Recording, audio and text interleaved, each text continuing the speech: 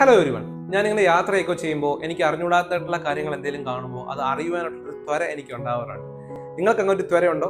ഇനി ഇല്ലെങ്കിൽ തന്നെ കുഴപ്പമില്ല, ഞങ്ങളുടെ ചാനൽ ഫോളോ ചെയ്യുകയും വീഡിയോസ് കണ്ടാൽ മതി. അതിനകത്ത് ഒരുപാട് ഇൻഫർമേഷൻസ് ഞാൻ നിങ്ങൾക്കായിട്ട് പകർന്നു തരാം. അങ്ങനെ കൗതുകകരമായിട്ട് എനിക്ക് തോന്നിയ ഒരു അറിവാണ് നിങ്ങൾക്ക് ഞാൻ ഇന്ന് പകർന്നു തരുന്നത്. നമ്മുടെ നിരത്തുകളിലൂടെ ഓടുന്ന ട്രാൻസ്പോർട്ട് ബസ്സുകൾ നിങ്ങൾ കണ്ടിട്ടുണ്ടാവാം. അതിന്റെ മുകളിൽ KSRTC എന്നാണ് എഴുതിയിരിക്കുന്നത്. Kerala state road transport corporation എന്നാണ് അതിന്റെ ഫുൾ ഫോം. അത് നിങ്ങൾക്ക് എല്ലാവർക്കും അറിയാം.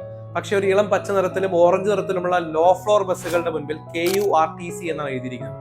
അതെന്താണെന്ന് അറിയാമോ? Kerala urban road transport corporation എന്നാണ്. 2015 നഗര ഗതാഗതവുമായി ബന്ധപ്പെട്ട് കാര്യങ്ങൾ ക്രമീകരിക്കുന്നതിനായി KSRTCയുടെ അണ്ടറിൽ തന്നെ രൂപീകരിച്ച ഒരു ട്രാൻസ്പോർട്ട് കോർപ്പറേഷനാണ് ഈ KURTC.